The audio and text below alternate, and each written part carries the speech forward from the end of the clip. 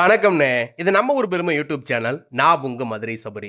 நம்ம சேனல்ல போன வீடியோவில் மதுரை எல்லை தாண்டி மார்நாடு கம்மா கரணன்னு காவல் போடு மாய கருப்பேன் எப்படி மீனாட்சி சொக்கநாதரோட பொண்ணையும் பொருளையும் களவு போகாம காத்து காவல்காரனா துணை வந்து அந்த பொண்ணையும் பொருளையும் கோவில்ல கொண்டு வந்து சேர்த்து பொற்படியானா பேரு வாங்கி அடைச்ச சின்ன கதவுக்குள்ள குடி நின்று அருள் கொடுக்கறத பார்த்தோம். இந்த வீடியோவில் பாண்டி மலையாளத்தையே அடக்கி ஆண்ட மலையாளத்து கருப்பனான முத்தையா ஐம்பொன் சிலையா பெட்டியில் அடப்பட்டு அமராவதி தடம் பிடிச்சு நல்ல தம்பி கை வந்து களவு போய் மலக்காளி எல்ல வந்து கோவில் வாங்கினது எப்படின்னு பார்க்க போறோம். வீடியோவை கடைசி வரைக்கும் பாருங்க. வாய்மொழி கதைகளா அடுத்தடுத்த தலைமுறைக்கு சொல்லி கடத்திக்கிட்டு வர இந்த கதை எந்த காலகட்டத்தில் நடந்ததுன்னு துல்லியமா சொல்ல முடியலனாலும் தோராயமா 300 வருஷத்துக்கு மேல இருக்குன்னா சொல்றாங்க. இந்த கதைக்குள்ள போறதுக்கு முன்னாடி இன்னைக்கு முத்தையா ஒண்டி கருப்பனா நின்று ஆட்சி பண்ணி அருள் கொடுக்க இந்த ரெட்டமலை எங்க இருக்குன்னு பார்த்தோம்னா தமிழ்நாட்டோட மையப்பகுதின்னு சொல்லப்படுற திருச்சி மாவட்டத்துல திருச்சி நகர்ப்புற எல்லைக்குள்ள இருக்க பிராட்டியூர் கிராமத்துல தான் இருக்குது. இந்த ரெட்டமலைக்கும் பிராட்டியூருக்கும் ஏன் இந்த திருச்சிக்கே புகழ்முகடமா திருச்சி எல்லை முழுக்க காவல் ஓடு நம்ம ஒண்டி கருப்ப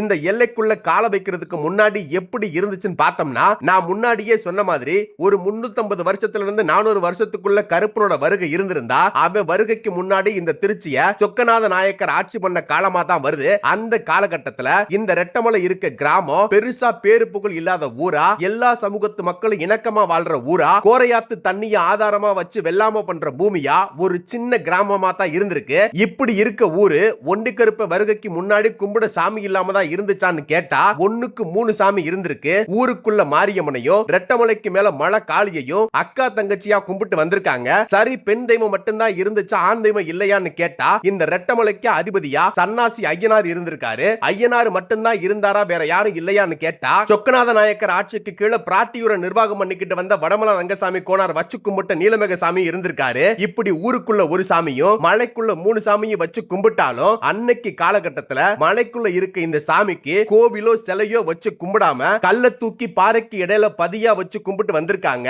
போக போக ஊருக்குள்ள இருக்க சாமியை கும்பிடுற அளவுக்கு இந்த மலைக்குள்ள இருக்க சாமியை வருஷத்துக்கு ஒரு தடவை கும்பிட வர்றதே பெருசா போகுது. இப்படி ஆள் வரத்து இல்லாம இருக்க இடத்தை தான் கோடி சன கூடி நிக்கிற இடமா மாத்த நம்ம ஒண்டி கருப்பன் வர்றாரு. இப்ப இந்த கதைக்குள்ள போலாம். மலையாள தேசத்துல இருக்க 7 மலையாளத்துல ஒரு மலையாளமான பாண்டி மலையாளத்துல பிராமண குலத்தை சேர்ந்த ஆள் ஒருத்தர் மலையாள தேசத்துல புறப்படுத்த காவல் தெய்வங்களை எல்லாம் சின்ன சின்ன ஐம்பொன் சிலைகளா செஞ்சு அதுக்கு முறையா படையல் போட்டு தீப தூபம் காட்டி வழிபட்டு வர்றாரு. அப்படி அந்த தெய்வங்களை வழிபட்டு கொண்டு செலுத்துறதையே தான் கடமையா வச்சுக்கிட்ட அவருக்கு கல்யாணம் பண்ணி குழந்தை குட்டிகளோட வாழணும்ன்ற ஆசை இல்லாம போனதுனால கட்ட பிரம்மச்சாரியாவே தனியாவே வாழ்ந்துகிட்டு வர்றாரு. இப்படியே வருஷமும் ஓடுது. வாழுற காலத்துல சாமி சாமின்னு இருந்துட்டு வயசான காலத்துல உதவிக்கு ஆள் இல்லாம நட தளர்ந்து கண் பார்வையும் மங்கி போது.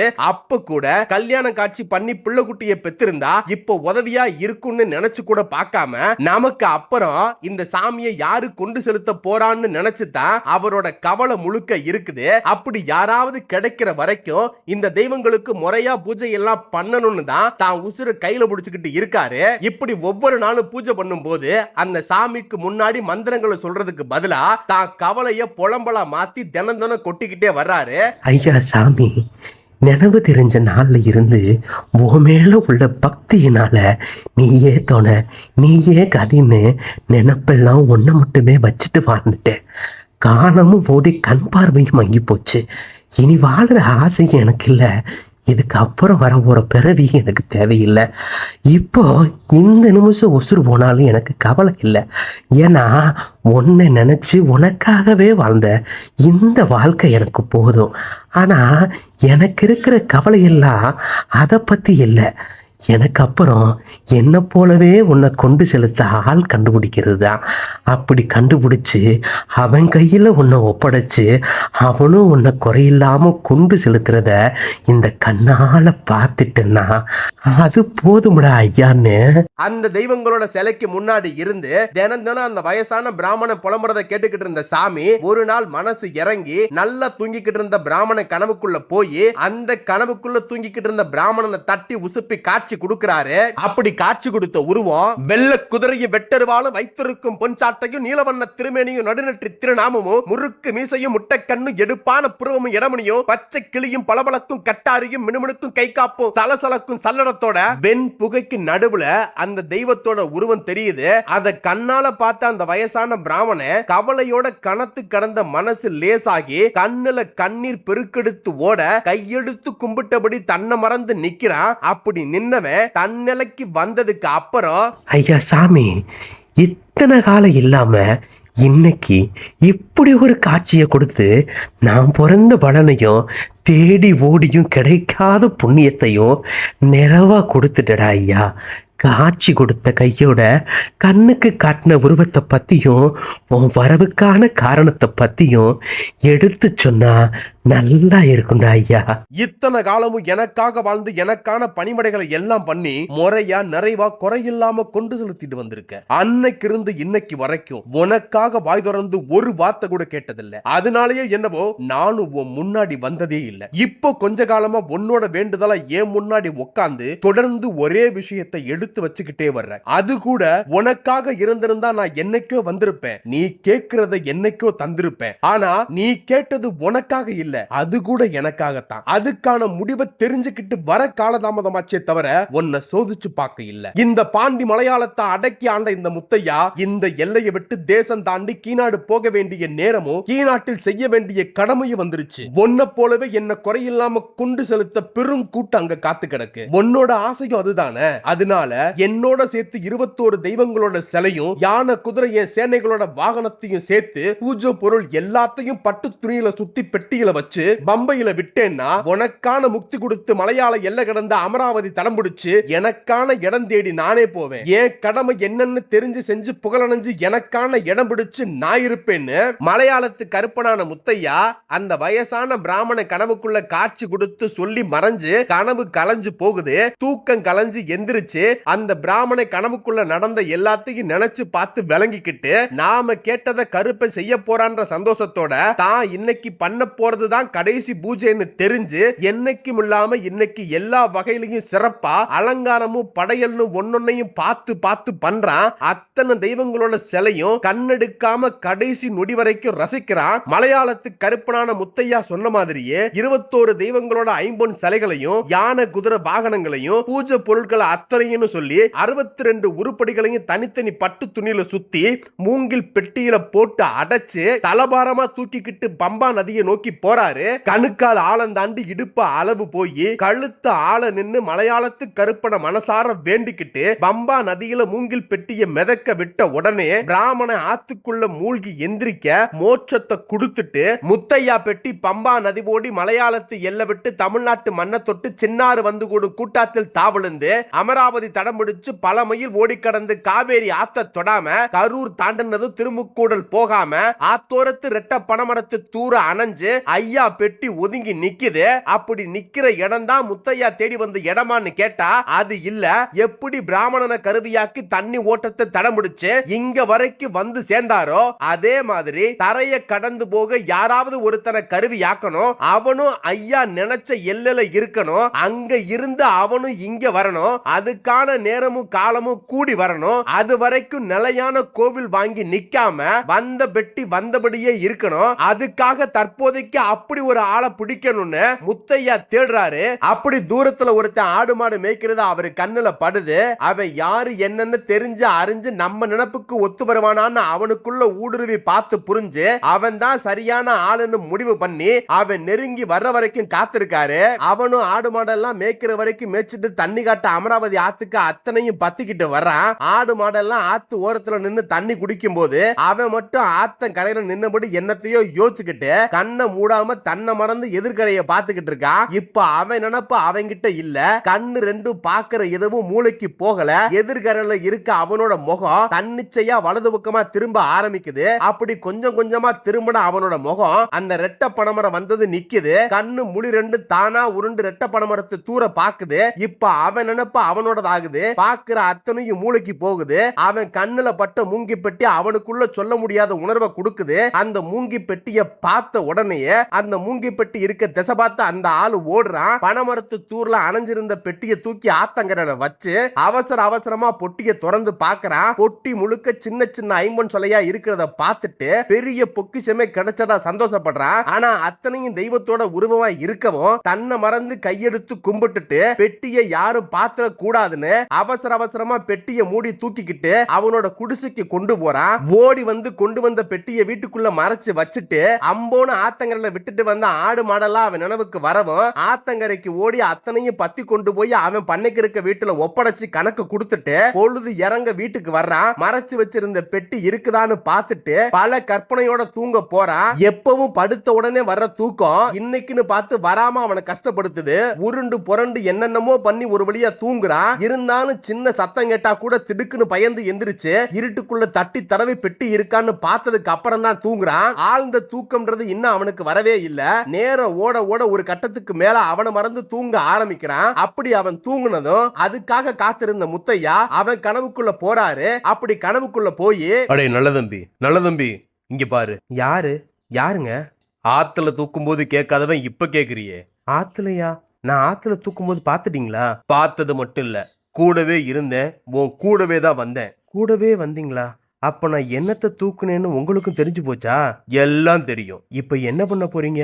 என்ன பண்ண போறேன்னா, இல்ல எடுத்ததுல பங்கு கேட்க போறீங்களா, இல்ல என்னையவே முடிச்சிட்டு எல்லாத்தையும் எடுத்துட்டு போறீங்களான்னு கேட்டேன். அட பைத்தியக்காரா, என்ன நானே எப்படிடா பங்கு கேட்பேன்? என்ன சொல்றீங்க? பெட்டிக்குள்ள இருக்கிறது உங்க பொருள்னு சொல்ல வரீங்களா, இல்ல பொட்டிக்குள்ள இருக்கிறதே நான் தான்? நான் என்ன கேட்க வரேன்னு முழுசா கேட்கறதுக்குள்ளேயே நான் தான் பதில் சொன்னா நான் என்னத்தை புரிஞ்சுக்கிறது?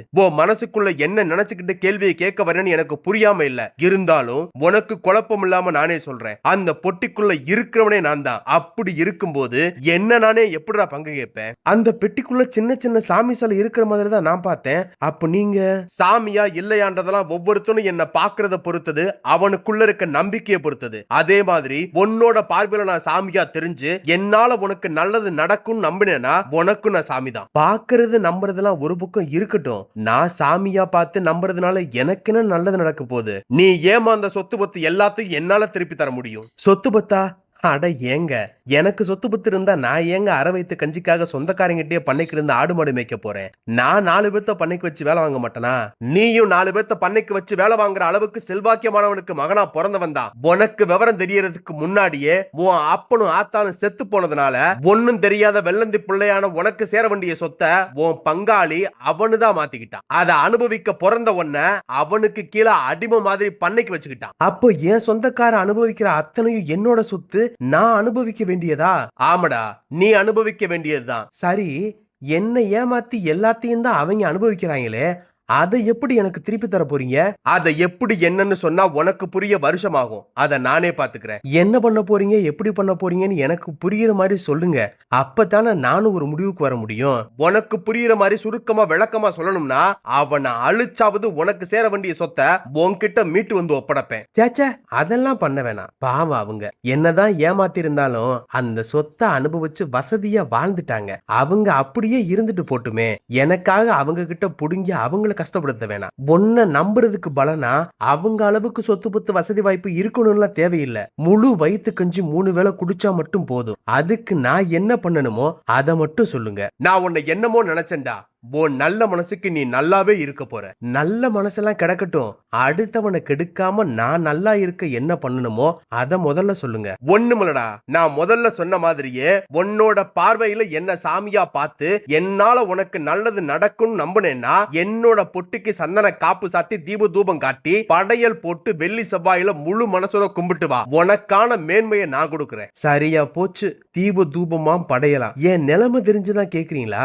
உன் நிலைமை தெரிஞ்சுதான் கேக்குறேன். இதெல்லாம் இப்ப உன்னால பண்ண முடியாதுன்னு எனக்கும் தெரியும். அதனால சாம்பிராணி போட்டு நீ திங்கிற சொத்துல ஒரு கைப்பிடி உருட்டி எனக்கு படையலா போடு போதும். உன் நிலைமை ஒசர நான் எதுவும் கேட்க தேவையில்லை. நீயே எல்லாம் பண்ண ஆரம்பிப்ப. சரி, என்னத்தையோ என் கையில கண்டதை செய்கிறேன். அப்புறம் எப்படி கும்பிடணும்னு சொல்லிட்டீங்க, என்ன பேருன்னு சொல்லலையே. பேரு மட்டும் சொல்லி தெரியணுமா, இல்ல என் ஆதியும் வரவுக்கான காரணத்தையும் சேர்த்து சொல்லணுமா? அம்புட்டு விவரம்லாம் தேவையில்லை. எனக்கு எது வரைக்கும் தெரிஞ்சா போதும்னு நீங்க நினைக்கிறீங்களோ அதை மட்டும் சொல்லுங்க போதும். அப்ப என் பேரு மட்டும் உனக்கு தெரிஞ்சா போதும். ஏன்னா என்ன நீ யாருக்கும் தெரியாம இப்ப மாதிரியே எப்பவும் மறைச்சு வச்சுதான் கும்பிட போற. என்ன நம்புற உன்னை வாழ வைக்கிற வேலை முடிஞ்சதும் உன்னை விட்டு அடுத்த இடம் தேடி நானே போக போறேன். உனக்கு நான் வந்த தசையும் சொல்ல வேணாம், போற இடமும் தெரிய வேணாம். சரிதான், வந்த மாதிரியே திரும்பி போறீங்க. அதுக்கு நடுவுல என்ன வாழ வைக்க ஆசைப்படுறீங்க. இருக்க போறவன்ட்ட எல்லாத்தையும் கேட்கலாம், போக போறவன்ட்ட கேட்டு தெரிஞ்சு என்ன பண்ண போறேன். நீங்க பேரை மட்டும் சொல்லுங்க போதும். வெள்ளி செவ்வாயில சாம்பிராணி புகை போட்டு ஒரு பிடிச்சபடி சொத்த உருட்டி படையலா போட்டு மனசார வேண்டும் போது முத்தையான்னு பேரை சொல்லி என்ன கும்பிட்டுக்கன்னு சொல்லிட்டு மலையாளத்து கருப்பனான முத்தையா மறைஞ்சு போறாரு. அதே சமயம் நல்ல தம்பிக்கும் கனவு கலைஞ்சு தூக்கத்தை விட்டு எந்திரிக்கிறான். தூக்க கலக்கத்துல கனவுல வந்தது ஒன்னா ரெண்டா புரியுதே தவிர முழுசா தெளிவா அவனுக்கு புரிய வரல. மறைச்சு வச்ச பொட்டியை எடுத்து வச்சு திறந்து அந்த தெய்வங்களோட சிலைய பார்த்தபடியே வந்த கனவை யோசிச்சு பார்க்கறான். எல்லாமே ஒன்னொன்னா தெல்ல தெளிவா நினைவுக்கு வருது. முத்தையா சொன்னபடியே யாருக்கும் தெரியாம பொட்டியை மறைச்சு வச்சு கேட்டபடியே படையல் போட்டு முழு மனசோட கும்பிட்டு வர்றான். வயித்தை கட்டி வாயை கட்டி கூலி பணத்தை ஒன்னொன்னா சேர்த்து ஆடு மாடுன்னு வாங்க தொடங்குறான். 1 2 ஆகுது, 2 10 ஆகுது. அவன் உழப்போட முத்தையா அருளும் சேர்ந்து பொன்னா பொங்கி பெருகி இடம் புடம் தோப்பு துறவு வீடு வாச வண்டி வாகனம்னு சேர்ந்த மொத்தமும் அவன் ஏமாந்ததை விட 4 மடங்கு கூடுதலாவே சேர்ந்துருது. ரொம்ப குறுகின காலத்துல வளர்ந்த இந்த நல்ல தம்பியோட வளர்ச்சி அவன் சொந்த பந்தங்களுக்கு கண்ணை உறுத்த ஆரம்பிக்குது. அதுலயும் அவனோட அப்பா சொத்தை மொத்தமா ஏமாத்தி புடுங்கின நல்ல தம்பியோட சித்தப்பனுக்கு பொறுக்கவே மாட்டேங்குது. ஏண்டா ஒன்ன மாதிரி தானே அந்த நல்ல தம்பியும் நம்ம பண்ணையில வேலை பார்த்தேன். அப்படி அவன் வேலை பார்த்துக்கிட்டு இருக்கிற வரைக்கும் ஒன்ன மாதிரி விசுவாசமா இல்லையா கூட கொஞ்சம் அடங்கி ஒடுங்கி தானே இருந்தான். இன்னைக்கு கையில 4 காசு ஏறினதும் அந்த மரியாதையெல்லாம் சுத்தமா மறந்துட்டு நம்ம முன்னாடியே மிடுக்கா போறா வர்றா. இதெல்லாம் நல்லதுக்கு இல்லையே. உங்க தகுதிக்கு அவெல்லாம் ஒரு ஆளாங்கியா? அவனை போய் பெருசா பேசிக்கிட்டு இருக்கீங்க. இருந்தாலும் உள்ளுக்குள்ள ஒரு உறுத்தலாவே இருக்குடா.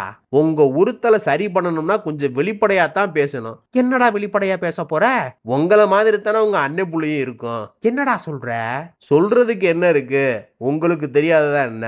ஒரு காலத்துல கால் வைத்து கஞ்சிக்கு சம்பாதிக்க நம்ம 2 பேரும் ஓட்டமா ஓடி இருக்கோம். அன்னைக்கு பண்ணையாராவே இருந்தாலும் உங்க அண்ணன் உங்க புத்தி தெரிஞ்சு உங்களை பக்கத்திலே சேர்த்துக்கல ஒதுக்கி வச்சுட்டாப்ல. ஒரு குருட்டு யோகம் உங்க அண்ணன் செத்து அந்த சொத்தை அவர் மகனை அனுபவிக்க விடாம ஆட்டைய போட்டு அவர் சொத்தை உங்க சொத்தா மாத்தி பண்ணையார் ஆயிட்டீங்க. உங்களை பத்தி எல்லாம் தெரிஞ்ச என்ன வேலைக்காரனா கூடவே வச்சுக்கிட்டீங்க. என்ன மாதிரியே இந்த சொத்துக்கு சொந்தக்காரனான அவனையும் அடிமையாக்கி பண்ணைக்கு பக்கத்திலேயே வச்சுக்கிட்டீங்க. அன்னைக்கு போடா வாடான்னு பேசி பழகின என்னையவே காசு பணம் சேர்ந்து பண்ணையார ஆனதுக்கு அப்புறம் ஐயானு மரியாதை கொடுத்து கூப்பிடணும்னு சொல்லிட்டீங்க. அடுத்தவன் சொத்தை ஆட்டைய போட்டு பணக்காரனான உங்களுக்கே இம்புட்டு முடுக்கு இருந்தா உங்க அண்ணமைய சுயமா சம்பாரிச்சு இந்த நிலைமைக்கு வந்திருக்கான். அவன் முடுக்கு எம்புட்டு இருக்கும். என்னடா வாய் நீளுது? உள்ளத பேசினா தானே உண்மை புரியும். அதுவும் சரிதான். ஏன் உண்மையை நீ தெரிஞ்சுக்கிட்ட மாதிரி அவனுக்குள்ள இருக்க உண்மையை நான் தெரிஞ்சுக்கணும்டா. எந்த உண்மையை தெரிஞ்சுக்க போறீங்க? இம்புட்டு சீக்கிரமா எம்புட்டு காசு சேர்த்து விட்டானேடா. நல்லா உழைக்கிறான். அவன் நல்ல மனசுக்கு தொட்டதெல்லாம் தொலங்குது. எதுவும் விரயமாகாம சேருது. ஏண்டா இந்த ஊருக்குள்ள நல்லா உழைக்கிறவனுக்கும் நல்லவனுக்குமாடா பஞ்சம்? அவங்கெல்லாம் இவனை மாதிரி திடீர்னு பணக்காரன் ஆயிட்டாங்க. ஏன் நீ இல்லையா? நீ எம்புட்டு உழைக்கிற, எம்புட்டு நல்லவனா இருக்க. இருந்தாலும் அடுத்த நாள் சோறையே இன்னைக்கு உழைக்கிற கூலியை நம்பித்தனடா நீயே இருக்க. அதுவும் உண்மைதான். இங்க உழைக்கிறவனுக்கும் நல்லவனுக்குமா பஞ்சம்? நீங்க சொன்ன மாதிரியே நல்லவன் என்னைக்கு நல்லா வாழ்ந்திருக்கான்? நல்லா வாழ்றவன்ல எத்தனை பேர் நல்லவனா இருந்திருக்கான்? எல்லா பயிலும் உங்களை மாதிரி தானே இருக்கான். என்ன மாதிரியேவா? ஆமா, அடுத்தவன் சொத்தா அடிச்சு பறிச்சு வாழ்றது பத்தாம அடுத்தவன் வாழ்றத பார்த்து வயிறறியுதே. எலை என்னைய குத்தி காட்டுறதெல்லாம் நிப்பாட்டிட்டு அவனுக்கு பின்னாடி என்ன ரகசியம் இருக்குன்னு கண்டுபிடிடா. நான் பார்த்த வரைக்கும், நான் விசாரிச்ச வரைக்கும் அப்படி ஒரு ரகசியம் எதுவும் இருக்கிற மாதிரி எனக்கு தெரியல. வேணும்னா ஒண்ணு பண்ணலாம். என்னடா பண்ணலாம்? நாம என்னத்தை தான் நோட்டம் பார்த்து ஆள் போட்டு விசாரிச்சாலும் நாம கண்டுபிடிக்க முடியாத விஷயத்தெல்லாம் மை போட்டு பார்த்து கண்டுபிடிக்கலாமாமே. அது மாதிரி ஏதாவது ஒண்ணு முயற்சி பண்ணி பாருங்க. அப்படிலாம் பார்க்க முடியுமாடா? எனக்கு என்ன தெரியும்? மற்றவங்க சொல்றதை கேட்டு நானும் சொல்றேன். ஒருவேளை அப்படி ஒரு ஆள் இருந்து மை போட்டு கண்டுபிடிக்கலாம்னா கண்டுபிடிச்சிடலாம். ஆனா அதுக்கான ஆளை முதல்ல கண்டுபிடிக்கணுமே. ஆளைத்தானே கண்டுபிடிச்சிடலாம், அதை நான் பாத்துக்கிறேன்னு சொல்லிட்டு அந்த வேலையாளு சொன்ன யோசனைப்படியே நல்ல தம்பி சித்தப்பனும் நல்ல தம்பி வளர்ச்சியை பத்தி தெரிஞ்சுக்கிற ஒரு வித்தை தெரிஞ்ச மலையாளத்தான தேடி பிடிச்சு கூட்டிட்டு வர்றாரு. இங்க பாரியா, எங்கெங்கயோ தேடி அலைஞ்சு தெரிஞ்சு பார்த்ததுல எல்லா பயிலும் ஒண்ணு சொன்ன மாதிரி உன்னையத்தான் வித்தக்காரன்னு சொல்றாங்க. அதனால அதனாலதான் என்னோட காரியம் ஓ மூலமா கை கூடும்னு நம்பி கூட்டிட்டு வந்திருக்கேன். எனக்கு இதை பத்தி ஒண்ணுமே தெரியாதுன்றத உனக்கு சாதகமாக்கிக்கிட்டு இதை பண்ணி அதை பண்ணி கண்கட்டி வித்தைய காட்டி என்னத்தையாவது சொல்லி என்ன ஏமாத்திட்டு போயிடலான்னு மட்டும் நினைச்சிடாத. நீ வாய் வார்த்தையா சொல்ற எதையும் நான் கண்ணால பார்க்காம நம்ப மாட்டேன். அதையும் நான் முன்னாடியே சொல்லிடுறேன், பாத்துக்க. வித்த தெரியாத கத்துக்குட்டி இல்லையாண்ணா, உள்ளது என்னன்னு உங்க கண்ணுக்கே தெரியாத உன்னை ஊடுருவி பார்த்து உணர்ந்து உங்க கண்ணுக்கும் காட்டி கொடுக்கிற கெட்டிக்காரன். அதுக்குன்னு என்னாலதான் பண்ண முடியும்னு ஆணவத்துல பேசல. நான் பாராயணம் பண்ணி எப்பவும் எனக்கு வழிகாட்டியா துணை நிற்கும் தெய்வத்தோட சக்தி மேல உள்ள நம்பிக்கையில பேசுறேன். உனக்கு ஆக வேண்டிய காரியம் என்னன்னு சொல்லு, அதை என்ன ஏதுன்னு பார்த்து தெரிஞ்சு கண்ணுக்கு காட்டி கொடுத்துட்டு கிளம்புறேன். பேச்செல்லாம் பலமாத்தாயா இருக்குது, பெரிய ஆளாத்தான் இருப்போ. ஆனா ஓ வித்தைக்கும் திறமைக்கு ஏத்த வேலையான்னு தெரியல. இருந்தாலும் எனக்கு ஆக வேண்டிய காரியம் இது ஒண்ணு மட்டும்தான். சிறுசோ பெருசோ எடுத்த காரியத்தை முடிச்சு கொடுத்து என் பேரை நிலைக்க வைக்கிறது தான் எனக்கு பெருசு. அதனால எதுவா இருந்தாலும் பரவாயில்ல, தயங்காம வேலையை சொல்லுங்க. அதாவது என்கிட்ட பண்ணைக்கு இருந்த என் அண்ணமையன் ஒரு விதத்துல அவன் அனுபவிக்க வேண்டிய சொத்தை தான் நான் அனுபவிக்கிறேன்னு வச்சுக்கேன். அப்படி அவனை ஒண்ணுமில்லாதவன் ஆக்கி ஒருவேளை கஞ்சிக்கு என்கிட்ட கை கட்டி வேலை பார்க்கிற நிலைமைக்கு தான் வச்சிருந்தேன். அப்படி இருந்தவன் என்னை விட்டு போய் கொஞ்ச நாள் தான் ஆகுது. அதுக்குள்ள அவனை ஏச்சு புடுங்கி அனுபவிக்கிற ஏன் சொத்தை விட 4 மடங்கு அதிகமா சேர்த்துட்டு ஏன் கண்ணு முன்னாடியே மிடுக்கா சுத்துறியான். என்னதான் கஷ்டப்பட்டு கடுமையா உழைச்சாலும் எண்ணெய தடவிட்டு மண்ணுல உருள்ற மாதிரி ஒட்டுற மண்ணு தானே ஒட்டும். ஆனா இம்புட்டு வேகமா காசு பணத்தை சம்பாரிச்சு சேர்க்கறதுலாம் சாத்தியமே இல்லாத ஒண்ணு தானே. இதுக்கு பின்னாடி ஏதோ ஒண்ணு இருக்கு, அது என்ன ஏதுன்னு கண்டுபிடிக்கலாம்னு நானும் ஆள் போட்டு வேகு பார்த்து விசாரிச்சலாம் பார்த்துட்டேன். கண்டுபிடிக்க முடியல. அது முடியாத பட்சத்துலதான் உன்னை தேடி பிடிச்சு கூட்டிட்டு வந்தேன். அதைத்தான் என்ன ஏதுன்னு பார்த்து நீ சொல்லணும். இவ்வளவுதானா? அதை மட்டும் பார்த்து சொன்னா போதுமா? அதப்படி அம்புட்டு பெரிய காரியத்துக்கு பின்னாடி ஏதோ ஒண்ணு இருக்குன்னா அது என் கையில இருக்கணும். அப்பத்தானே ஏன் மனசாரும். அப்படி ஒண்ணு அவங்கிட்ட இருக்குன்னா அதை அவங்கிட்ட இருந்து புடுங்கி என்கிட்ட கொடுக்கறதோட அவனை மறுபடியும் ஒருவேளை கஞ்சிக்கு என்கிட்ட கைகட்டி நிக்கிற அளவுக்கு அவனை ஒண்ணுமில்லாதவனை ஆக்கணும். கையோட அதையும் நீதான் செய்யணும். நல்ல மனசியா உனக்கு. எனக்கு மட்டும் இல்லையா, ஊருக்குள்ள காசு கப்பியோட தெரியற பல பயலுக்கு இதே மனசுதான். எங்களை மாதிரி நல்ல மனசுக்காரன் இருக்கிறதுனாலதான் உன்ன மாதிரி வித்தக்காரனுக்கெல்லாம் வேலை இருக்குது. அதென்னவோ உண்மைதான். எம்பிட்டு கஷ்டப்பட்டு எப்பேற்பட்ட வித்தையை கத்துக்கிட்டாலும் அதை காசாக்கணும்னு வரும்போது நல்லதுக்கு எதிராக கெட்டது பண்ணாதான் முடியுது. நானும் 4 காசு பார்க்கணும்னு சொல்லிட்டு அந்த மலையாளத்தான் நல்ல தம்பி வளர்ச்சிக்கு பின்னாடி இருக்க ரகசியத்தை தெரிஞ்சுக்கிறதுக்கான வேலையை ஆரம்பிக்கிறான். பூஜைக்கான பொருளை எல்லாம் ஏற்பாடு பண்ண சொல்லி வாங்கிட்டு மந்திர சக்கரம் வரைஞ்சு மத்தியில உட்கார்ந்து அஞ்சன மைகுலைச்ச வெத்தலையின் மேல் தடவி உச்சரிக்கு மந்திரம் எல்லாம் குதிரை காவு கொடுத்து சொல்லி முடிக்க வெத்தலையின் மைக்குள்ள தேடுன விடையும் தெல்ல தெளிவா தெரியுது. அத பார்த்த மலையாளத்தான் கண்ணு 2 விரியுது. ஏய், என்னையா மலையாளத்தான் பண்ற? கண்ணு 2 நிலகுத்துற மாதிரி அப்படியே நிக்குது. என்னையா ஆச்சு, என்னத்தை பார்த்தேன்னு நல்ல தம்பி சித்தப்பன் கேட்க கேட்க மலையாளத்தான் மூச்சு பேச்சு இல்லாம கொஞ்சம் கூட அசையாம வெத்தலை மை மேல வச்ச கண்ணை வச்சபடியா அப்படியே இருக்கா. அத பார்த்து பதறி போன நல்ல தம்பி சித்தப்பன் என்ன பண்றதுன்னு தெரியாம குழம்பி போய் நிக்கும் போது மலையாளத்தான் மெல்லமா திரும்பி நல்ல தம்பி சித்தப்பனை பாக்குறான். ஏய், என்னப்பா நீ கூப்பிட கூப்பிட காது கேட்காத மாதிரி அப்படியே உட்கார்ந்துட்ட. நான் என்னமோ ஏதோன்னு பயந்துட்டேன் போ. வித்த தெரிஞ்ச நீயே குத்துக்கள் மாதிரி அப்படியே உட்கார்ந்துருக்கேன்னா அப்ப வெத்தலைக்குள்ள இருக்கவே எம்புட்டு விவகாரமானவனா இருக்கணும். உண்மையை சொல்லு, என்னத்தை பார்த்து இப்படி பேய் அடிச்ச மாதிரி உட்கார்ந்துருக்க? பார்த்தேன்யா, எல்லாத்தையும் பார்த்தேன். உன் அண்ணன் மயன் கையில பொட்டி ஒண்ணு ஆத்து வழிய வந்து சேர்ந்ததை பார்த்தேன். ஆத்து வழிய பொட்டி வந்து சேர்ந்துச்சா? என்னையா சொல்ற? எந்த காலத்துல எவன் பண்ண புண்ணியமோ உன் அண்ணன் மகன் கையில வெளியே சொல்ல முடியாத விலையில்லாத பொக்கிஷம் ஒண்ணு கிடைச்சிருக்கு. அப்படி அந்த பொட்டிக்குள்ள என்னையா இருக்கு? கட்டுக்கட்டா காசு இருக்கா, இல்ல தங்கமும் வைரமுமா இருக்கா? நீங்க நினைக்கிற மாதிரி கட்டுக்கட்டா பணமோ கட்டியா தங்கமோ அந்த பொட்டிக்குள்ள இல்ல. வேற என்னையா இருக்கு? கட்டுக்கடங்காத 6 அடி வேங்கைக இருக்கு. வேங்கையா வேங்கைகளாயா? 1 2 இல்ல, 21 வேங்க இருக்கு. ஆள் அடிக்கிற வேங்கை என்னத்துக்கே அந்த பொட்டிக்குள்ள இருக்கு? 6 அடி வேங்கனாலும் அது ஆள் அடிக்கிற வேங்க இல்ல.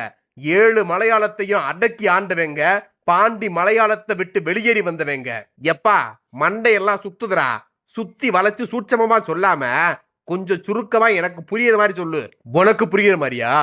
ஆமா, தீ பொறிதறிக்கும் கன்றண்டு புருவ மத்தியில திருநாமம் தானிட்டு திருமேன நீளம் தாங்கி உடன்பிறப்பு 20 உதிச்சவன், நாடு ஊரு கோட்டை கோவில் பொக்குஷனு காவல் நிக்க அம்சத்துல பெரிய கிழவனுக்கே இணையா நிக்கிறவன், வேட்ட ஓட வெள்ள குதிரை ஏறி நீதி காக்க வைசாங்கு பொன்சாட்டையை எப்பவும் ஏந்தி பிடிக்கிறவன், பந்தி சேன பரிவாரத்தோட படையல் வாங்கி நிறக்க பேரு கொண்ட கம்பைனாலும் இவன் பேரு மேல நிக்க விளையாடாத விளையாட்டெல்லாம் விளையாண்டு தன்னை அடையாளப்படுத்தி பலம் கொடுக்கிறவன், அடப்பட்டு தண்ணியில வந்த பெட்டியில கோவக்காரன் காவக்காரன் அத்தனை பயம் இருந்தாலும் அவனுக்கு இடையில பிறந்தாலும் எல்லாத்துக்கும் ராசாவே. அப்பேற்பட்ட பாண்டி மலையாளத்தையே அடக்கி ஆண்ட மலையாளத்து கருப்பனான முத்தையாவும் அவன் பந்து 21 சேனையும் படையும் ஆயுதமும் வாகனமும் மொத்தமும் இப்போ அண்ணன் மயன் கையில இருக்கு.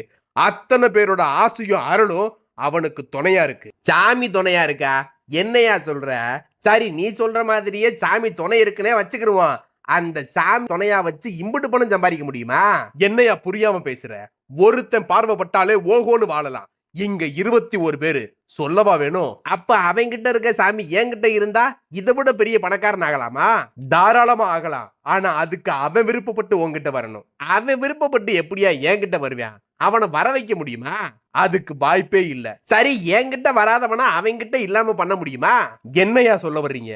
அந்த சாமியோட அருளும் பார்வையும் அவனுக்கு கிடைச்சதுனால தானே இம்புட்டு சீக்கிரமா அம்புட்டு பணத்தை சம்பாதிச்சு எவ்வளவு பெரிய பணக்காரனா ஏன் முன்னாடியே பகுமானமா போறான் வர்றான். அந்த அருளையும் பார்வையும் வைக்கிற சாமி அத்தனையும் அவங்கிட்ட இல்லாம போச்சுடா. எம்புட்டுக்கு எம்புட்டு மேல போனானோ அம்புட்டு சீக்கிரமா கீழே வந்து ஒண்ணுமில்லாதவனா போயிடுவான்ல. அதுக்கு சாமிய மட்டும் அவன்கிட்ட இருந்து பிரிச்சா பத்தாது. முதல்ல அவன் திசை பார்த்து போகாம அந்த சாமி மொத்தத்தையும் கட்டணும். அப்படி கட்டி அந்த சாமியோட பார்வை அவனுக்கு இல்லாம பண்ணிட்டு அவனோட வளர்ச்சியை சரிக்க கிரக வக்ரம் பார்த்து அதுக்கு தகுந்த ஏவல் பண்ணணும். இங்க பாரியா மலையாளத்தான், அதை பண்ணணும் இதை பண்ணணும்னா என்கிட்ட சொல்லி விளக்க வேணாம். நான் கேட்டதை உன்னால பண்ண முடியுமா முடியாதா? அப்படி முடியும்னா எப்ப பண்ண போற அதை மட்டும் சொல்லு. நான் தான் ஏற்கனவே சொன்னனே, என்னால முடியாதுன்னு எதுவுமே இல்ல, நீங்க கேட்கிற எல்லாத்தையும் செஞ்சு கொடுக்க முடியும்னு. ஆனா அதுக்கு முன்னாடி நீங்க ஒண்ணு பண்ணணும். என்னையா பண்ணணும்? உங்க அண்ணன் மையன் நல்ல தம்பி வீட்டுல இருக்க மூங்கி பெட்டிய அவனுக்கு தெரியாம என்கிட்ட தூக்கி வந்து சேர்க்கணும். என்னையா பேச்சு பேசுற?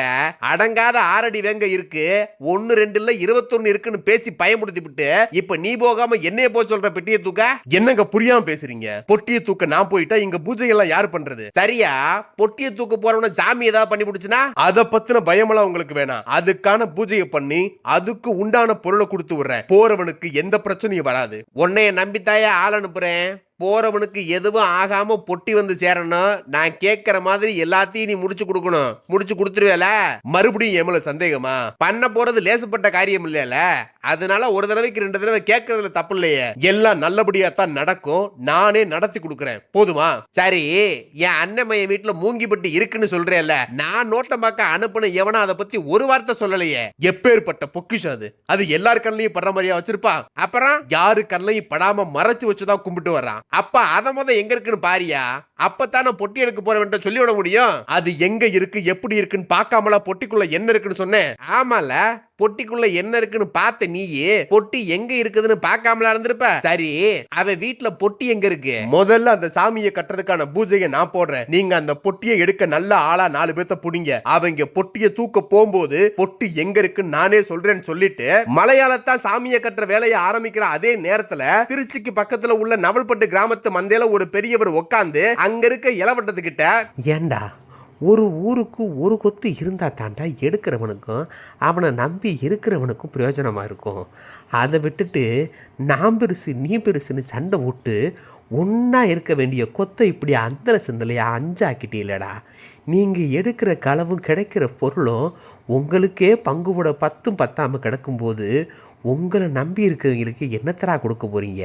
இங்க ஏரியா பெருசு, மந்தையில உட்காந்துக்கிட்டு போற வரவனை பிடிச்சி வாயிருக்குன்னு உன் மாட்டுக்கு என்னத்தையாவது பேசி தெரியக்கூடாது. உன் காலம் மாதிரி என்னைக்கு இருக்கு? அன்னைக்கு ஒரு வீட்டில் கண்ணை வச்சு இறங்கினா எடுக்கிற கிழமை கிடைக்கிற பொருளை 6 மாதம் தாங்க. இன்னைக்கு அப்படியா? துப்பு கிடச்சி வேக பார்த்து பொருளை தொடர்றதுக்குள்ள உசுறு போய் உசுறு வருது. நடைமுறை தெரியாமல் வாய்க்கு வந்ததெல்லாம் பேசிக்க தெரியாத. என்னடா ரத்தம் சத்த கிழமை மந்தியில கிடக்கிறியா? இவனுக்கு என்ன தெரியும்னு ஏளனமா பேசுறியா? அப்படி கிடந்தாலும் நாட்டு நடப்பு தெரியாம இல்லடா. நேத்து கூட உப்புடாமங்களை மாட்டு சந்தையில துப்பை வச்சுக்கிட்டு நல்ல கொத்தை தேடிக்கிட்டு ஒரு வயசான கிழமை தெரிஞ்சிருக்கான். நீ பேரு போன கொத்துக்காரனா இருந்திருந்தா அந்த துப்பு ஒன்ன தேடியில வந்திருக்கும். நீங்க ஒருத்தனுக்கு ஒருத்தர் முட்டிக்கிட்டு அந்தல சிந்தலையா 5 கொத்தா கிடந்தா நல்ல துப்பெல்லாம் எப்படி நம்ம ஊர் கொத்து கிடைக்கும்? ஏன் எங்களுக்கு அது திறமைலாம் இல்லையாக்க? தனித்தனியா திறமை இருக்கிறதுக்கும் அத்தனையும் ஒண்ணா ஒரு கொத்துல இருக்கிறதுக்கும் வித்தியாசம் இருக்குடா. ஒரு காலத்துல நவுல்பட்டு கொத்துனாலே இந்த வீரசிங்க நாட்டுக்குள்ளேயும் சரி நாட்டை தாண்டியும் சரி காவக்கம்பு பிடிக்கிறவனுக்கு கதி கலங்கி போகும்டா. அன்னைக்கெல்லாம் ராசக்கனவுக்கான துப்புலாம் ஊரு மந்தைக்கு தேடி வரும்டா. அப்பேற்பட்ட பேரை இப்படி ஒண்ணுமில்லாம ஆக்கிவிட்டீங்களேடா. ஆமா, நீங்க சம்பாரிச்ச பேரை நாங்க வந்தா கெடுத்துட்டோம். பின்ன இல்லையாடா? இங்க யாரு பெருசு? என்னத்தையாவது பேசி குத்தி விட்டு வேடிக்கை பார்க்காத. ஏன்டா நீங்க பண்ணதை சொன்னா கசக்குதா? அதை சரி பண்ண துப்பு இல்ல, என் வாயை அடைக்க பாக்குற. இப்ப என்னையா பண்ணணும்ன்ற? உங்களை கெஞ்சி கேட்குறேன்டா, தனித்தனியா கிடக்கிற இந்த 5 கொத்து ஒண்ணா சேர்ந்து ஒரு கொத்தா போய் உப்புடாமங்கலத்து மாட்டு சந்தையில சுத்திக்கிட்டு திரிகிற துப்பை பிடிச்சு வாங்கி நோட்டம் பார்த்து பொருளை எடுத்து பேரை மீட்ட பாருங்கடா. சரியா பெருசு? நீ இம்புட்டு தூரம் சொல்றதுனால உன் பேச்சுக்கு மதிப்பு கொடுத்து இந்த ஒரு தடவை ஒன்னா ஒரு கொத்தா போறோம். கிடைக்கிற துப்பும் எடுக்கிற பொருளும் நிறக்க இருந்துச்சுன்னு வச்சுக்க, சேர்ந்த கொத்து என்னைக்குமே பிரியாது. போதுமான்னு சொல்லிட்டு நவல்பட்டு கிராமத்து மந்தையில இருந்த அந்த இளவட்டம் எல்லாம் கிளம்பி அந்த கிழமை சொன்ன மாதிரியே ஒன்னா ஒரு கொத்தா துப்பு வாங்க உப்புடாமங்கலம் போறாங்க. போய் துப்போடு சுத்திக்கிட்டு திரிகிற அந்த கிழவனை தேடுறாங்க. மாட்டு சந்தை கூட்டம் மொத்தத்தையும் அலசி எடுத்தாலும் அந்த கிழவனை பார்க்க முடியல. சந்தைக்கு பக்கமா இருக்க ஆலமரத்தடி மண்டுல துண்டை விரிச்சு அந்த கிழவை படுத்து கிடக்குறாரு. ஒரு வழியா அவரை பார்த்துட்டு அவர் பக்கத்துல போய், யோ பெருசு எந்திரியா. யாராவே நேரங்காலம் தெரியாம தூங்குறவனை தொல்லை பண்றது? பட்ட பகல்ல உனக்கு என்னையா தூக்கம்? தூங்குன வரைக்கும் போது எந்திரி, முக்கியமான விஷயம் ஒண்ணு பேசணும். தூக்கத்துல இருக்கவனை எழுப்பி என்னத்தரா முக்கியமான விஷயத்த பேச போறீங்க? கண்ணை வைக்க நல்ல இடம் வேணும். உங்ககிட்ட இருக்குன்னு கேள்விப்பட்ட. எந்த ஊரு குத்துறா நீங்க? நவல்பட்டு அந்தல சிந்தலையா 5 கொத்தா கிடக்குற ஊரு தானே. உங்ககிட்ட சொல்ற அளவுக்கு சின்ன துப்புலாம் என்கிட்ட இல்லடா. உன் துப்பு எம்பிட்டு பெரிய கோட்டையா இருந்தாலும் பரவாயில்ல, கை வைக்கிற முடிவுலதான் 5 கொத்து ஒன்னா சேர்ந்து வந்திருக்கோம். அந்த கிழவன் சொல்லி அனுப்பினானாக்கு ஒன்னா போனாதான் துப்பு கிடைக்கும்னு. ஆமா, எங்க ஊரு மந்திரம் நடந்தது உனக்கு எப்படியா பெருசு தெரியும்? நேத்து ராத்திரி அவன் தூங்கும் போது நான் தான்டா சொன்னேன். தூங்கும் போது சொன்னியா? ஆமாடா, அதெல்லாம் உனக்கு புரியாது. வந்த விவரத்தை மட்டும் கேளு. உன் துப்புக்கான இடம் எது? பொருள் எவ்வளவு? எத்தனை பேர் போகணும்? பொருள் சின்னது தான்டா, 5 பேர் போனா போதும். ஆனா இடம் தான் கொஞ்சம் தூரம். தூரம்னா எம்புட்டு என்னன்னு சொன்னா தானே தெரியும். அமராவதி ஆத்து மேக்கரைக்கு போகணும்டா. அம்புட்டு தூரம் போகணுமா? ஏன் பெருசு? பொருள் வேற சின்னதுன்னு சொல்ற, களவெடுக்க 5 பேர் போதும்ன்ற. ஆனா அம்புட்டு தூரம் போய் எடுக்கிற அளவுக்கு ஏத்த பொருளாது. பொட்டி சிறுசுனாலும் பொக்கிஷம் பெருசுடா. களவெடுத்தா எத்தனை நாள் தாங்கும்? உன் வாழ்க்கையவே மாத்தி உனக்கு பின்னாடி வர கொத்து கொடிய வாழ வச்சு என்னைக்குமே அழியாத பொக்கிஷமா அது இருக்கும்டா. அவ்வளவு பெரிய பொக்கிஷமாயா? ஆமா, அம்புட்டு பெரிய பொக்கிஷம்ன்ற. நீ கொடுத்த துப்புக்கு எம்புட்டு பங்கு கேப்ப? என்னடா என்ன எனக்கே பங்கு போட போறியா? என்ன எனக்கேவா? என்னையா பெரிய சொல்ற? உனக்கு அது இப்ப புரியாது. அடுத்து நீ என்ன பார்க்கும்போது எனக்கு என்ன வேணும் என்னன்னு நானே கேட்டு வாங்கிக்கிறேன்னு சொல்லிட்டு துப்பு கொடுத்து அந்த கிழவை அனுப்பி வைக்கிறாரு. நவல்பட்டு இளவட்டங்களும் கொத்துக்கு ஒருத்தனா எடுத்து 5 பேரை மட்டும் ஒரு கொத்தா சேர்த்து உப்புடாமங்கலத்தை விட்டு கிளம்புறாங்க. அப்படி கிளம்பி அமராவதி ஆத்து மேல்கரையில உள்ள கிராமத்துக்கு போறாங்க. போய் அந்த கிழவன் துப்பு கொடுத்த வீட்டை நோட்டமாக்குற அதே நேரத்துல நல்ல தம்பி சித்தப்பனும் நல்ல தம்பி வீட்டுக்குள்ள இருக்க பொட்டிய நல்ல தம்பிக்கு தெரியாம எடுத்துட்டு வர நல்லா வாட்ட சாட்டமா 4 பேரை தயார் பண்றாரு. மலையாளத்தாலும் நல்ல தம்பி வீட்டுக்குள்ள அந்த பொட்டி எங்க இருக்குன்னு சொல்லிட்டு போறவனுக்கு எதுவும் ஆகாத அளவுக்கு அதுக்கான பொருள் ஒண்ணு கொடுத்து அனுப்புறாரு. அப்படி நல்ல தம்பி சித்தப்பை அனுப்புன 4 பேரும் நல்ல தம்பி வீட்டுக்குள்ள எப்ப இறங்கலாம் எப்படி இறங்கலாம் நோட்டம் பார்க்கறாங்க. பொழுது சாஞ்ச ஆள் அரவம் இல்லாத நடுநிசி நேரத்துல நல்ல தம்பி வீட்டுக்குள்ள நுழையறாங்க. அந்த மலையாளத்தான் சொன்ன மாதிரியே கன்னி மூலையில உள்ள நிலவரையை தேடி போறாங்க. தேடி போய் ஆலோசனை குதிரை எங்க இருக்குன்னு பாக்குறாங்க. நிலவர பூரா நெல்லு செதறி கிடக்குது, குதிரும் உடஞ்சு கிடக்குது. ஏற்கனவே உடஞ்ச குதிரை சத்தம் கேட்டு நல்ல தம்பியை தூக்கத்தை விட்டு எந்திரிச்சு மெல்லமா கன்னிமூல பக்கமா நடந்து வர்றான். தான் வீட்டுக்குள்ள வேத்தாளு உழவறத பார்த்துட்டு சத்தம் போட்டு ஊரை கூட்டாம கையில கிடைக்கிற கட்டையை எடுத்து சத்தம் இல்லாம அவங்களுக்கு பின்னாடி போய் அந்த 4 பேரையும் தள்ளி விட்டு கட்டையை கொண்டு அடிச்சு சண்டை போடுறா. இருந்தாலும் 4 பேர்த்தையும் நல்ல தம்பி ஒருத்தனால சமாளிக்க முடியாம நல்ல தம்பி அசந்த நேரம் பார்த்து தள்ளி விட்டு அந்த 4 பேரும் நல்ல தம்பி கையில சிக்காம தப்பிச்சு ஓடுறாங்க. அப்படி தப்பிச்சு ஓடுன 4 பேர்த்துல ஒருத்தனோட முகத்தை நல்ல தம்பி பாத்துறான். அவன் தான் சித்தப்பனோட கையாளுன்னு தெரிஞ்சுக்கிட்டு இவங்க ஏன் இந்த நேரத்துல திருடை மாதிரி வந்திருக்காங்க இருக்காங்கன்னு தெரியலையே. இவங்களை என்ன நோக்கத்தோட நம்ம சித்தப்ப அனுப்பி வச்சிருக்காருன்னு புரியல. ஆனா ஏதோ ஒரு விஷயம் அவருக்கு தெரிஞ்சிருக்கு. அதனாலதான் சொல்லி வச்ச மாதிரி இந்த இடத்துல வந்து ஏதோ தேடிக்கிட்டு இருக்காங்க. முதல்ல மறைச்சு வச்சிருக்க பெட்டி இருக்கான்னு பாப்போம்னு நல்ல தம்பியும் அந்த அறைக்குள்ள போறான். பொட்டிய மறைச்சு வச்சிருந்த குதிரை உடைஞ்சு நெல்லெல்லாம் இறைச்சி கிடக்கிறத பார்த்துட்டு அதிர்ச்சி ஆகுறான். நடந்த சம்பவத்தோட பரபரப்பு கொஞ்சம் கொஞ்சமா அடங்கி போனதுக்கு அப்புறம் நிதானமா யோசிச்சு பாக்குறான். ஏதோ சத்தம் கேட்டு தான் தூக்கம் கலைஞ்சு எந்திரிச்சு வந்தோம். சத்தம் வந்து திசை பார்த்து வந்து பார்த்தா இந்த 4 பயலும் பொட்டிய மறைச்சு வச்ச இடத்துலதான் நின்னாங்க. அத பார்த்துட்டு நம்மளும் சண்டை போட்டோம். அவங்களும் நம்மள தள்ளி விட்டு ஓடிட்டாங்க. அப்படி போனவங்க கையில பொட்டி இருக்கிற மாதிரி நம்மளும் பார்க்கல. ஆனா மறைச்சு வச்சிருந்த பொட்டி இப்ப நாம வச்ச இடத்துல இல்ல. ஒருவேளை மாட்டிக்கிறோம்ன்ற பயத்துல பொட்டிய வேற எங்கேயாவது தூக்கி போட்டிருப்பாங்களோ. அப்படி தூக்கி போட்டிருந்தா இந்த வீட்டுக்குள்ளதான் கிடக்கும். சிரமம் பார்க்காம எல்லா பக்கமும் தேடி பார்த்துடலாம்னு முடிவு பண்ணி நல்ல தம்பியும் வீட்டை தலைகளா போட்டு சலடையா சலிக்கிறான். பொட்டிய கண்டுபிடிக்கவே முடியல. அந்த விரக்தியில அசந்து போய் ஒரு மூலையில உட்கார்ந்து இருக்க அதே நேரத்துல பொட்டியை எடுக்க போன 4 பேரும் பொட்டி இல்லாம வெறுங்கையோட வர்றத பார்த்துட்டு நல்ல தம்பி சித்தப்பே, ஏண்டா வெறுங்கையோட வர்றீங்க? பொட்டி எங்கடா? பொட்டி இல்லைங்க. பொட்டி இல்லையா? ஏ மலையாளத்தான், ஓ வேலையை நீ என்கிட்டயே காட்டிட்ட பத்தியா? வெத்தலையில பார்த்தேன், பொட்டியில வேங்கன்னு ஏங்காதுலயே பூ சுத்திட்ட. நான் என்னங்க பண்ணேன்? நான் தான் உனக்கு முன்னாடியே சொன்னேன்ல, நீ வாய் வார்த்தையா சொல்ற எதையும் நம்ப மாட்டேன், கண்ணால பார்த்தா தான் நம்புவேன்னு. அம்புட்டு சுதாரிப்பா இருந்த வாய் ஜாலத்துல பேசி பேசியே ஏமாத்திட்டல. நான் எதுக்கு உங்களை ஏமாத்த போறேன்? அப்படி ஏமாத்துறதுனால எனக்கு என்ன பிரயோஜனம்? நீ ஏமாத்தலன்னா நீ இருக்கிறதா சொன்ன பொட்டி இப்ப எங்க போச்சு? அப்ப நீ இருக்கிறதா சொன்னதே போய் தானே? ஆண்டவன் மேல சத்தியமா நான் சொன்ன அத்தனையும் உண்மை. நீ சொன்னது உண்மைன்னா அப்ப இவங்க போய் சொல்றாங்களா? அதுதான் எனக்கும் தெரியல. ஏப்பா, நீங்க நல்ல நம்பி வீட்டுக்குள்ள போனீங்களா இல்ல போக பயந்துகிட்டு பொட்டி இல்லைன்னு சொல்றீங்களா? போகாமலா இல்லங்க, போனோம். அப்ப நான் சொன்ன இடத்துல பாத்தீங்களா? பார்த்தோம். அந்த ஆலோசனை குதிரைக்குள்ள நாங்க போறதுக்கு முன்னாடியே குதிரை உடைஞ்சு நெல்லெல்லாம் செதறி கிடந்துச்சு. குதிரை உடைஞ்சு நெல்லெல்லாம் செதறி கிடந்துச்சா? என்னையா சொல்றீங்க? ஆமாங்க, எனக்கு தெரிஞ்சு நாங்க போறதுக்கு முன்னாடி யாரோ உள்ள போயிருக்கணும். அவங்க தான் இதெல்லாம் பண்ணிருக்கணும். ஏயா மலையாளத்தான், ஒருவேளை நாம பொட்டி எடுக்க போற திட்டம் அந்த சாமிக்கு தெரிஞ்சு நல்ல தம்பி கிட்ட சொல்லி மறைச்சு வச்ச பெட்டியை இடமாத்தி வச்சிருப்பானோ? நல்ல தம்பியே இடமாத்துறதா இருந்தா இந்த குதிரை ஏன் உடைக்கணும்? அதுவும் யோசிக்க வேண்டிய விஷயம் தான். சரி, இப்ப இதை யாரு பண்ணிருப்பான்னு எப்படியா கண்டுபிடிக்கிறது? அதுதான் எனக்கும் குழப்பமா இருக்கு. குழப்பமா இருக்கா? ஏன் உன் வெத்தலையும் மையும் காலியா போச்சா என்ன? இல்ல நேரத்தை கடத்தாம அதை தடவி பாரியான்னு நல்ல நம்பி சித்தப்ப மலையாளத்தான் சொல்றாரு. மலையாளத்தானும் மறுபடியும் பூஜையில உட்காந்து வெத்தலையில மை போட்டு பாக்குறான். அப்படி பாக்குற அவனோட முகம் கொஞ்சம் கொஞ்சமா மாறுது. அதை பார்த்துட்டு நல்ல நம்பி சித்தப்பனும், ஏன் மலையாளத்தான் என்னையா ஆச்சு? ஓ முகமெல்லாம் ஒரு மாதிரி மாறுது. பொட்டிய கண்டுபிடிச்சியா இல்லையா? இப்ப அந்த பொட்டி எங்கதாயா இருக்கு? ஏதாவது வாயை திறந்து பதில சொல்லு. நான் வித்த கத்துக்கிட்டு பார்க்க ஆரம்பிச்ச காலத்துல இருந்து இன்னைக்கு வரைக்கும் எடுத்த காரியத்தை முடிக்காம விட்டதில்ல. அப்படி முடிச்சதுனாலதான் என் பேரும் புகழும் உங்க வரைக்கும் தெரியற அளவுக்கு பரவி இருக்கு. ஆனா இன்னைக்கு அது எல்லாத்துக்கும் முடிவு கட்டுற மாதிரி முறையா நான் எடுத்த வேலையில தோத்து நிக்கிறேன். நாம ஒண்ணு நினைச்சா தெய்வம் ஒண்ணு நினைக்கும்ன்ற பழமொழியெல்லாம் நான் என்னைக்குமே நம்பினதில்ல. கத்துக்கிட்ட வித்தையோட திமிர்ல நம்மள மீறி எந்த தெய்வம் என்ன செஞ்சு என்ன பண்ண முடியும்ன்ற தலகணத்திலேயே இருந்துட்டேன். என் தலகணத்தை உடைச்சு என்ன மீறி இங்க எவனும் இல்ல எதுவும் இல்லன்னு புரிய வச்சுட்டு போயிட்டான் அந்த மலையாளத்துக்கு இருப்பேன். போயிட்டானா? ஐயோ, அதுக்கு தானே என் முட்டு வேலையும் பார்த்தோம். ஓம்பாட்டுக்கு போயிட்டான்னா என்ன அர்த்தம்? அவன் எங்க போனா எப்படி போனான்னு பாரியா?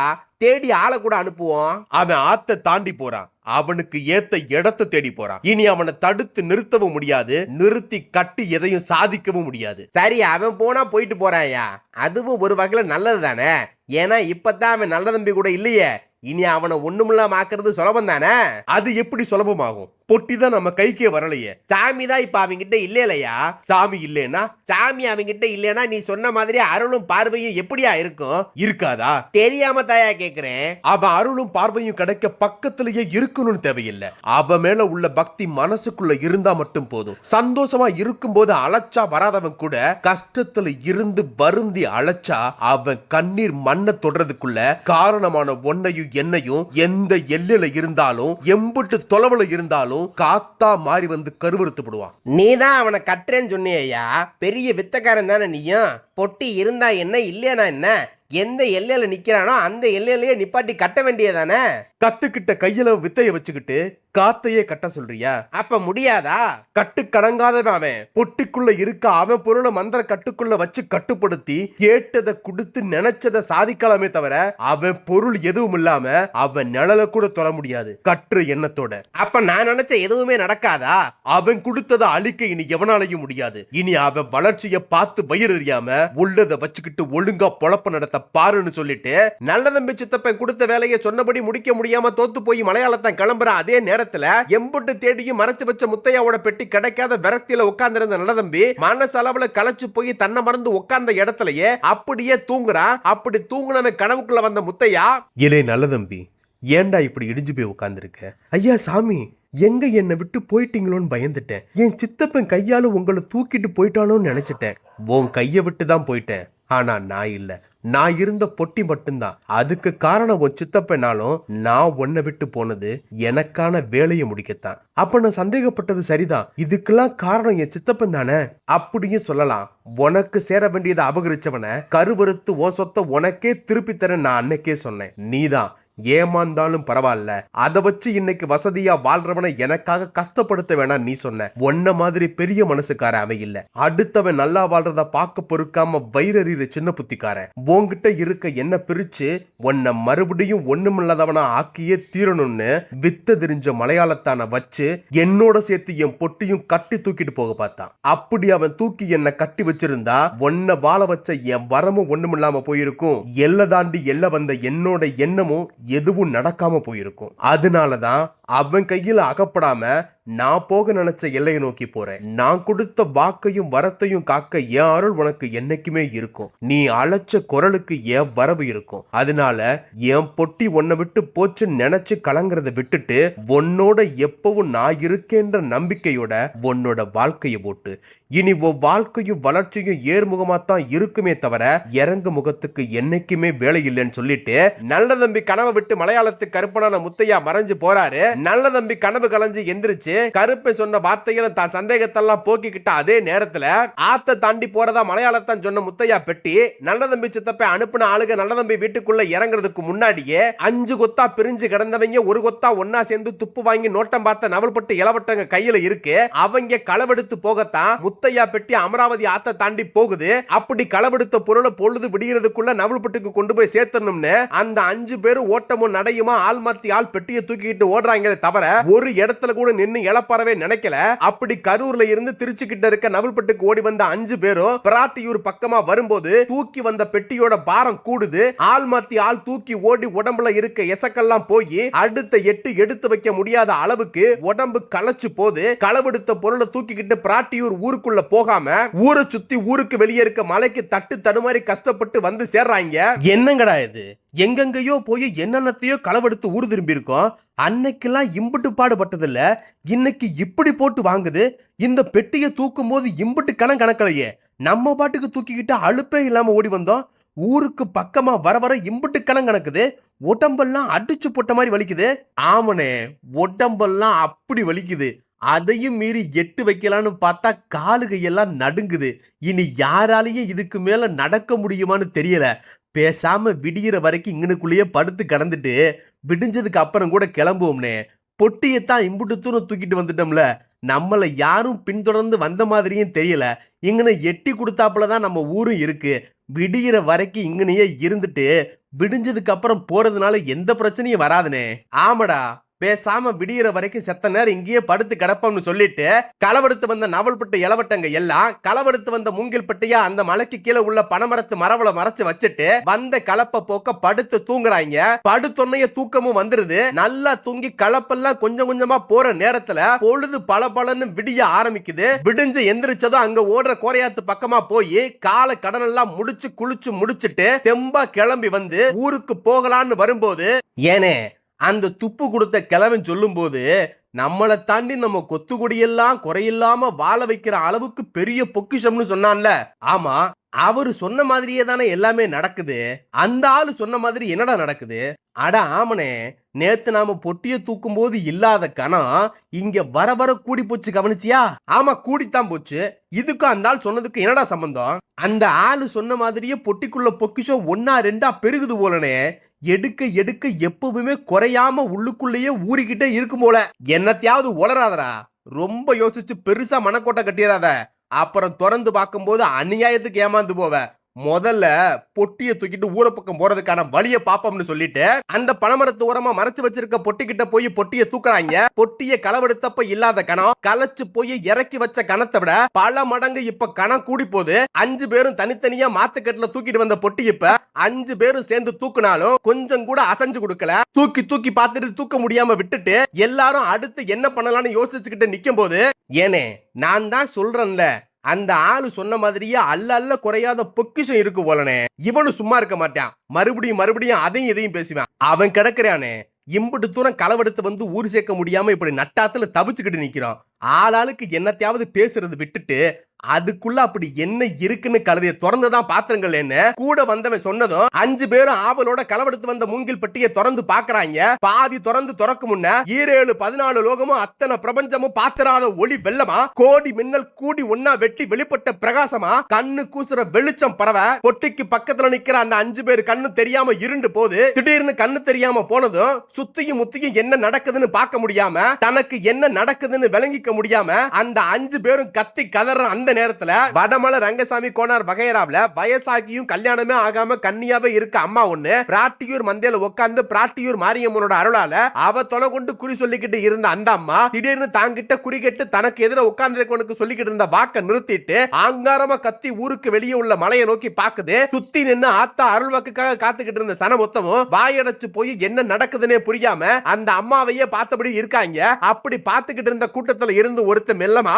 என்னதாயி என்ன ஆச்சு?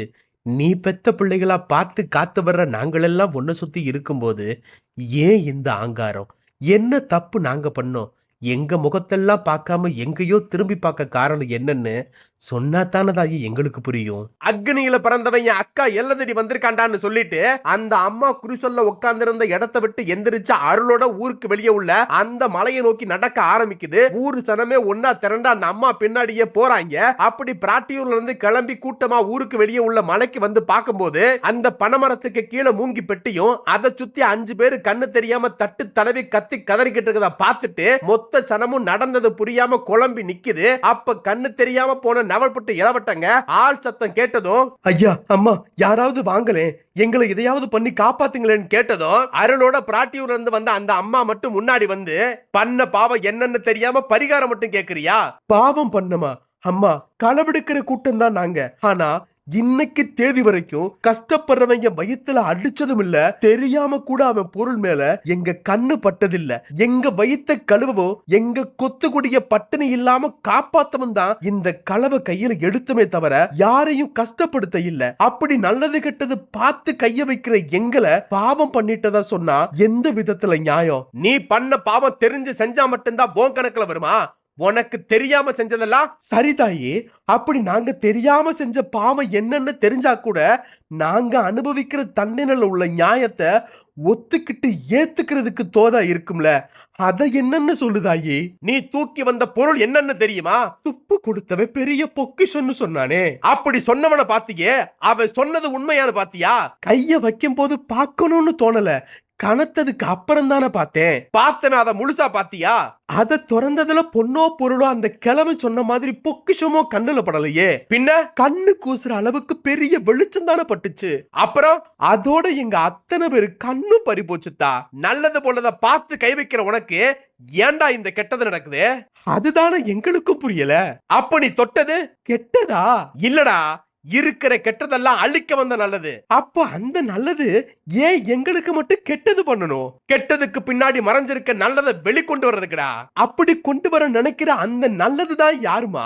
ஆதி சக்தியின் அண்ணனான திருமால் ரூபமா அவதாரம் பூண்டவன், அக்னியில் பிறவி கொண்டவன், ஹரிகர புத்திரனுக்கு காவலா நின்னவன், அதுக்கு படியட்டில் சத்திய வாக்கு தந்தவன், 7 மலையாளத்தை அடக்கி ஆண்டவன், பாண்டி மலையாளத்துல பேரு வாங்கி புகழ் கொண்டு நின்னவன், பம்பா நதி தொட்டு வந்தவன், அமராவதி தட ஒதுங்கி நின்னவன், எடுத்து வச்சவனுக்கு மக்களுக்கு ஏகவரம் தந்தவன், நீ களவெடுக்க வழி கொடுத்து மணக்காளி எல்ல வந்து சேர்ந்தவன். அவனுக்கு திருநாம அடையாளம் திருமேனி நீலவண்ணம் வெள்ள குதிரை அவனுக்கு வாகனம் தோள்பட்ட கிளிரண்டாம் அவப்புகள் பாடிடும். வயசாங்கு பொன்சாட்ட நீதியத்தான் காத்திடும். ரெட்ட பந்தம் அவப்புகள் கூட்டிடும். இனி ஆன சேனா 64 பந்தி கணக்கில் 21 இந்த ரெட்ட மலையில தங்கிடும். சன்னாசியா ஐயம்புகள் தாண்டி வந்த முத்தையா பேரு ராஜா போல ஓங்கிடும். அப்பேற்பட்ட காவக்காரனை தாண்டா நீ களவெடுத்து வந்தது.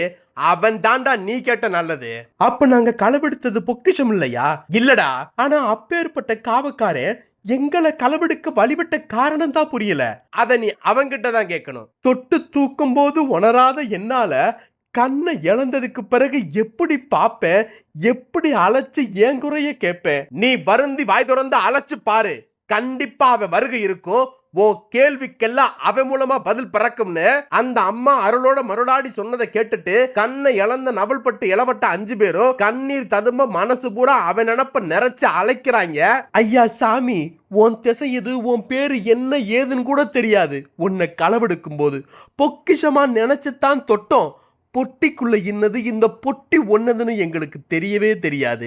துப்பு கொடுத்தவன் பேச்சை கேட்டு எங்க வாழ்க்கையே மாற போறதா நினைச்சுத்தான் களவெடுத்தோம். எங்க ஆசைக்கு விலையா இப்ப கண்ணையே கொடுத்துட்டோம். நீதி நியாயம் தெரிஞ்சவன் தான் நீயும்.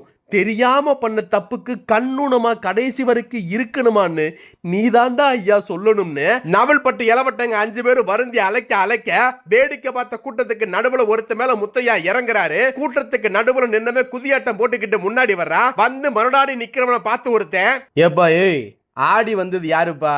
அந்த 5 பேரும் சேர்ந்து வருந்தி அழைச்சவனா இல்ல அவன் கூட வந்த காவக்காரனா? ஏய், ஏன் கம்பைய சொல்லி என்ன வருந்தி அழைச்சா? காவலுக்கு நிக்கிறவனை ஏவி விட்டு வேடிக்கை பார்க்கிறவனா அந்த முத்தையா.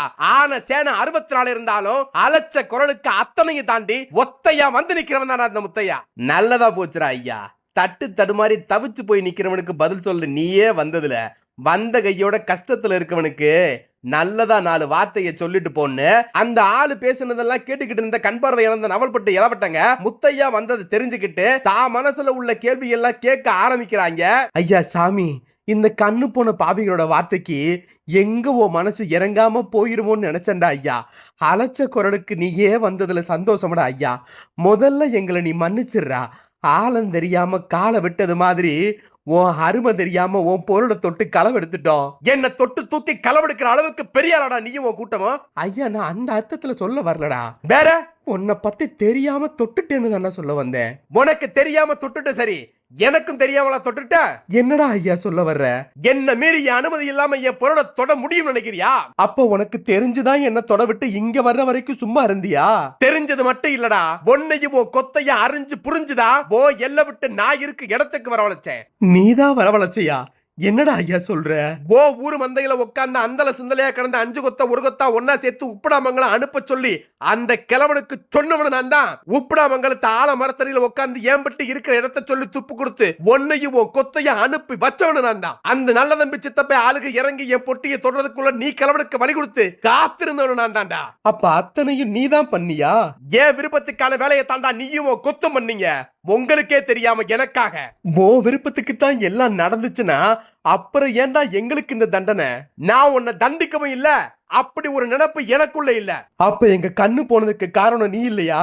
அதுக்கு காரணம் நான் இல்லடா, உன் அவசர புத்திதான். எங்க அவசர புத்தியா? என்ன அடையாளப்படுத்தி விஷயத்தை எடுத்து சொல்ல வர்றதுக்குள்ள என் பொட்டிக்குள்ள என்ன இருக்குன்னு திறந்து பார்க்க சொல்றது நானா இல்ல உன் அவசர புத்தியா? கணத்து போன காரணத்தை தெரிஞ்சுக்கிறதுக்காக அவசரப்பட்டுட்டோம்யா. அது கூட களவெடுத்த பொக்கிஷத்தை காலகாலத்துல சொந்த ஒரு எல்லைக்கு சேர்க்கணும்ன்ற பதட்டம் தானே தவிர வேற ஒண்ணும் இல்லையா? நான் வர நினைச்ச எல்லை இங்க இருக்கிறப்ப நான் எப்படா இதை விட்டு நகண்டு போய் எல்லைக்கு வருவேன்? சரிடா ஐயா, உன் நினப்பு தெரியாம நகட்ட பார்த்ததும் அவசரப்பட்டு திறந்து பார்த்ததும் தப்புத்த. அதுக்காக இம்புட்டு பெரிய தண்டனை எங்களுக்கு கொடுத்தா எப்படிடா ஐயா நாங்க தாங்குவோம்? நாங்க தெரியாம பண்ண தப்புக்கு பிராயச்சித்தம்னு ஒண்ணு இருந்தா அத சொல்ற ஐயா.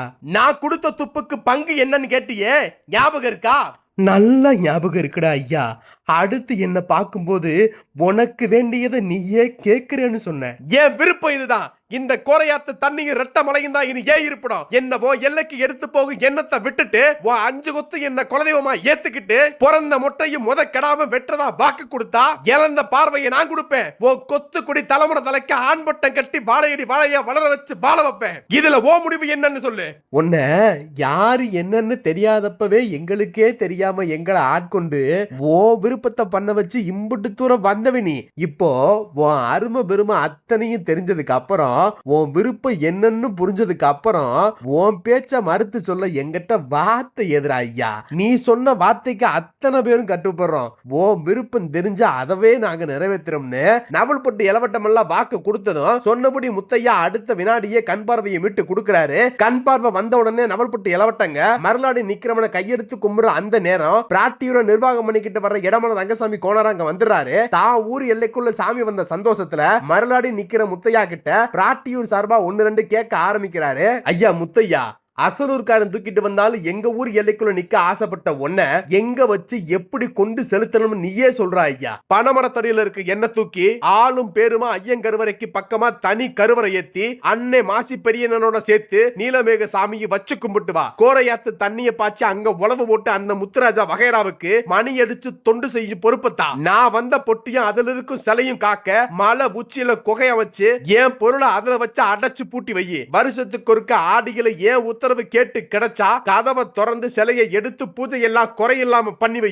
மழை காளி மேல் இருக்க, சன்னாசி ஐயன் கீழ் இருக்க, நீலமேக சாமி உடன் இருக்க, கோவிலுக்குள்ள சைவ படையல் மட்டும் போடு. மதுரை வீரனையும் உதிர கருப்பனையும் என் கோட்டை காவலுக்கு வெளியே நிறுத்துறேன். ஆடு கோழியை பலி கொடுத்து உதிர காவு தான் கொடுத்து அவனுக்கு எதிர என்னோட சேர்த்து பேச்சுக்கும் பதிவு வச்சு அசைவ படையல் அங்க போடுன்னு ஒன்னொன்னா முத்தையா எடுத்து வைக்கிறாரு. எல்லாத்தையும் ஊரு சனம் ஏத்துக்கிறது. மலைக்காளி தங்கச்சியான மாறி ஆகியும் சுரங்கத்துக்கு காவலா நாக ரூபமா நானே இருக்கேன்னு சொல்றா. அவ நிக்கிற கோட்டைக்கு காவலா தானே நிக்கிறதா முத்தையாவு வாக்கு கொடுத்து மலை ஏறாரு. அவரோட சேர்ந்து மாறி ஆகியும் மலை ஏறினதும் நவல்பட்ட சேர்ந்த வளம்பர், சேர்வை, கவிராயர், காரக்காட்சி, ஐரப்பிரியர்னு 5 கொத்து முயற்சியோட பிராட்டியூர் வடமல ரங்கசாமி கோனார் ஒத்துழைப்போட பிராட்டியூர் கிராமத்து எல்லைக்குள்ள இருக்க ரெட்ட மலையில முத்தையா சொன்னபடி சன்னாசி ஐயனாருக்கு தனி கருவறை அமைச்சு அதுக்கு எதிர பரிவார தெய்வங்களா பேச்சியம்மனு, பாதாள ஈஸ்வரியும், கன்னிமாரையும் வச்சு நீலமேக சாமியோட முத்தையாவையும் மாசி பெரியண்ணனையும் ஒன்னா சேர்த்து ஒரு கருவறைக்குள்ள வச்சு சன்னாசி பிள்ளையார் நாகம்மாள்னு கோவில் கோட்டைக்குள்ள இருக்க, மலை காளி மேல இருக்க, அதுக்கு மேல முத்தையா பெட்டில வந்த சிலையை வச்சிருக்க குகை இருக்க, கோவிலுக்கு வெளியே மதுரை வீரனையும் உதிர கருப்பனையும் காவலுக்கு நிறுத்தி கோவிலை கட்டி முடிக்கிறாங்க. முத்தையா கேட்டபடியே முத்துராஜா வகைராவே பூஜை எல்லாம் பண்றாங்க.